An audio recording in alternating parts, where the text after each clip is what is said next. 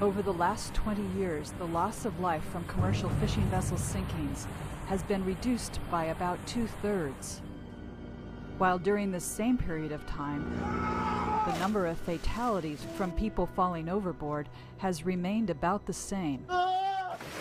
These fatalities are occurring even when the vessel is not in danger from fire, capsizing, collision, or grounding. These one-by-one losses account for up to 1/3 of all the people who die while commercial fishing. How do you prevent a man overboard? How can you protect the lives of your crew? What deck safety practices do you insist your crew follow to prevent man overboards? Hey, I told you not to go out on deck alone. Do you have a man overboard retrieval system worked out to get your crew or yourself back over the rail? Do you practice monthly man overboard drills? Man overboard drill, starboard side. Keep your eye on that grid. Without a plan, you can end up with a disaster. I was shaking a fish off the troll line and missed it the first time. I was a little irritated at that and reached over farther to unhook the fish, and my foot slipped as I leaned over the rail. I was balancing on the rail. The next thing I know, I was in the water looking at the rail as it was pulling away from me.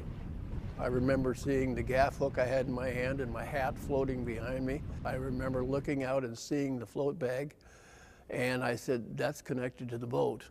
So I swam away from the boat by about 40, 50 feet, caught the float bag as it went by, hooked my hand in it, and so I was now connected to the boat. Leland ran back to the cockpit and pulled the fishing line in the float bag. And it just pulled me right to the boat. And probably within about 3 minutes of the time I went overboard, I was back at the side of the boat. And then the problem started because I was considered bigger than I am now, and there was only one person on the boat, and we couldn't get me into the boat. So for about 25 minutes, I was at the side of the boat as we were trying to get me back onto the boat itself. There are many types and styles of wearable personal flotation, or PFDs, now available. Hey, good morning, guys. Hey, my name is Devin Lucas. I'm with the National Institute for Occupational Safety and Health. We're going around doing a study with fishermen today about PFDs. Basically, we're asking guys to wear some new styles of PFDs and wear them for a month and let us know how comfortable they are to work in. Okay. So would you guys be interested in participating? Sure, why not? All right, Yeah, great. come on Thanks a board. lot. A recent National Institute for Occupational Safety and Health, or NIOSH, study provided over 200 PFDs to fishermen to determine their PFD preferences. You know, they're trying to make PFDs that are comfortable for guys to work in. A variety of PFDs were used in the evaluation. Fishermen rated PFDs that were easy to work in very highly. They also rated PFDs built into rain gear as being very comfortable to work in. Each gear group surveyed had different preferences for PFDs. There are a number of different styles and brands available. All of these PFDs have different flotation characteristics, but the best PFD is the one you will wear most often.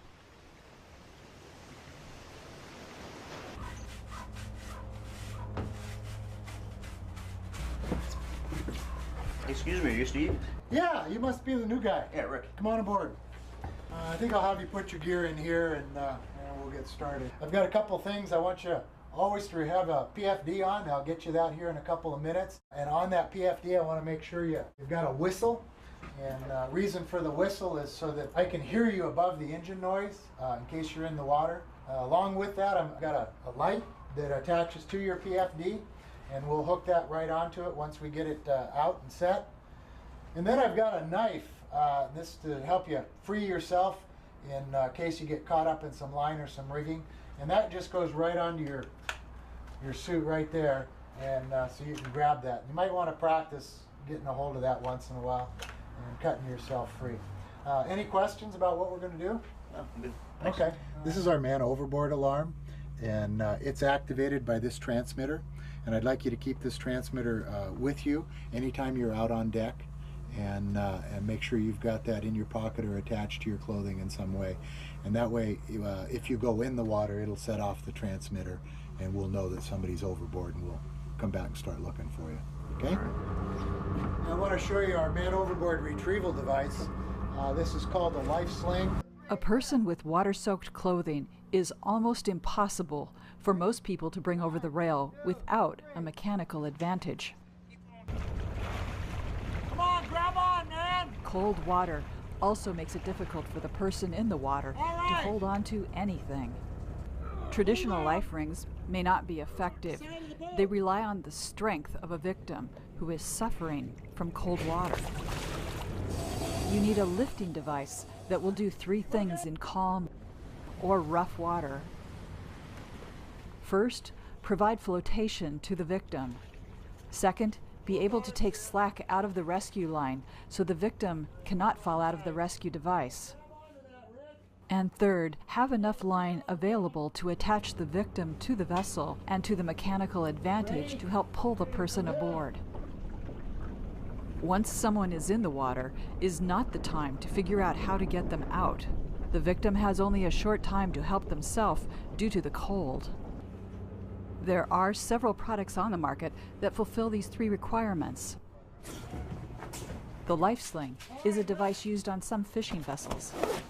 It has the advantage that it can be attached to the boat to circle the victim. The 125-foot line already attached to the vessel can then be led to the mechanical advantage. Some life slings are also U.S. Coast Guard approved and can meet requirements in place of a life ring on commercial fishing vessels. They are much more useful in a man overboard recovery. Another product is the Marsars Cold Water Rescue Sling. Adding a line to the Marsars will allow you to use your mechanical advantage to get the victim on board. You can also rig up your own device, but manufactured retrieval devices tend to be more reliable. A throw bag can also be a very useful way to bring your survivor to the vessel quickly. Dip it in the water, it should give you another life jacket. No matter what type of system you use or make up yourself, have it ready to go and practice with the crew during your monthly drills. There are 9 steps in the man overboard recovery process. First, let the wheel watch know what side of the vessel the crew member fell from. Man overboard! 8 o'clock, 30 foot! All right, Dick, I'm coming to port! Keep your eye on him! Second, maintain a sharp lookout, keeping the victim in sight at all times. Point and do not let your eyes off the person in the water. Get a buoy and get your immersion suit on. Third, mark the location the victim went overboard with smoke or a buoy in daylight, or a marker light after dark. Fourth, the person on the wheel should also mark the spot on the GPS.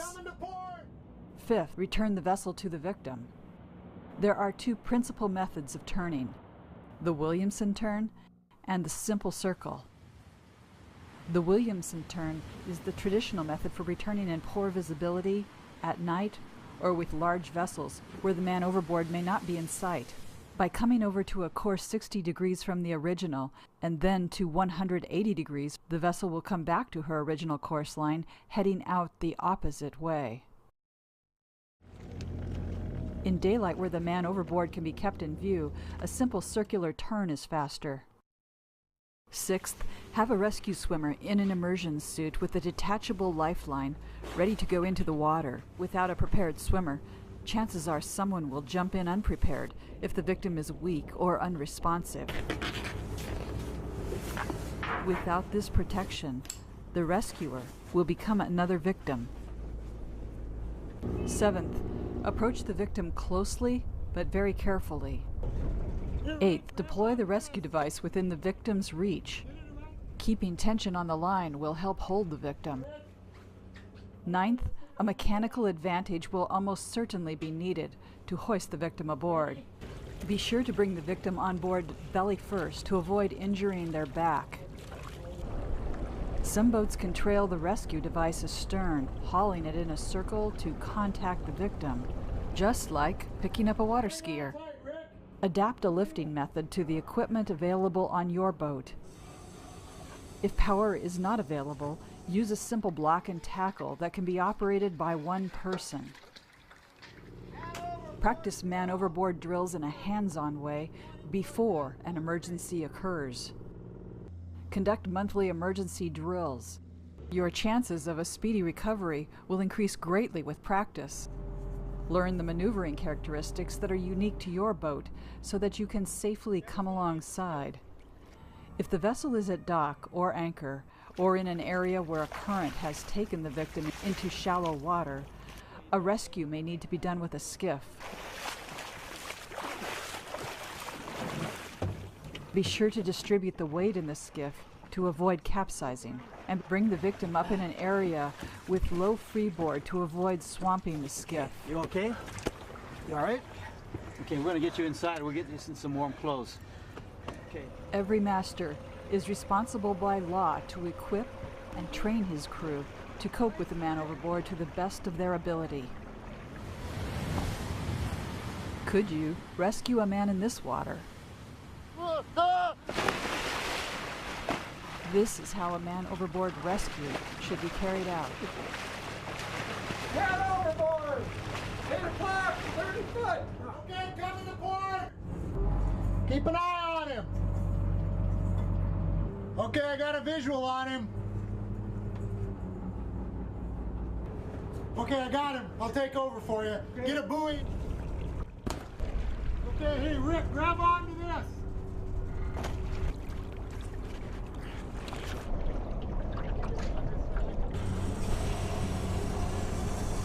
There it comes up.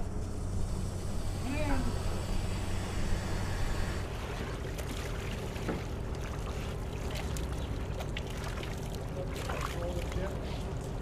Practice, practice, practice, until everyone knows their own duties and the duties of others around them. It is much easier to prevent falls overboard in the first place than to recover someone from the water, especially at night, in rough seas, or when the location of the man overboard is unknown. To help prevent man overboard fatalities, insist that all crew wear a PFD appropriate for the on-deck work they are doing. Prevention includes the following guidelines. Clear the deck as soon as possible of slime and slipping hazards and warn the crew of danger zones. Keep a deck policy that includes no one being on deck alone, especially at night, without telling someone on board. On smaller vessels, during your safety orientation, remind crew to avoid standing in blind spots where they cannot be seen by the rest of the crew or the operator. hey man, I don't want you doing that on deck. Use the head in here, would you? Insist that the crew use the head or at least a bucket to relieve themselves. The use of alcohol and drugs increase the risk of a person falling overboard and should not be used when operating a vessel. All crew should monitor themselves and each other for getting caught in bites of line or getting snagged by hooks. Provide safety lines, rails, or bulwarks of adequate height that do not interfere with your fishing. Be aware that fatigue increases the chances of falls overboard. Fishermen who work alone are especially at risk for a man overboard and must have a way to get themselves back on board. Choosing a life jacket you will wear most of the time is very important. It will prevent you from drowning, keep you warmer, and give you time for self-rescue. Try to fish within sight of a partner vessel if your fishery allows that. Take special care to not foul lines or other gear. Keep your decks ship-shape. Keep a knife on you to be able to cut yourself away from entanglements. Be scrupulous about keeping your decks clear of slime, seaweed, and slick spots. Use non-skid on all walking surfaces, including near survival equipment. When alone, it is especially important to use safety lines or rails when working on deck that do not interfere with your fishing gear and work. Take extra precautions when working up forward, as when setting or picking up the anchor. Set dog lines or safety lines on deck for working alone when you must go in exposed conditions in high-risk locations. Consider purchasing a man overboard switch that will shut down your engine, giving you a chance to catch up to your vessel. There are several models from which to choose. Some alarms will shut off the engine when the victim falls in the water. Drag a floating line with a buoy if practical to help get yourself to the vessel.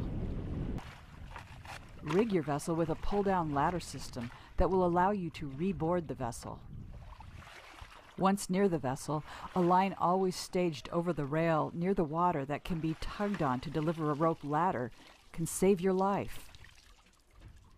When working alone, you've got to take additional precautions to avoid being another statistic. You have to kind of think of things that you never think about. I mean, if you go overboard, the best thing to try to do is have the flotation device where somebody can see you and get a hold of, like I said, the float bag or the line or something that could keep you with the boat. And I don't remember anybody ever having, somebody probably did, having a ladder or something on the boat that somebody could climb back on. I don't think anybody ever really thinks about it. If you get off the boat, how are you going to get back on?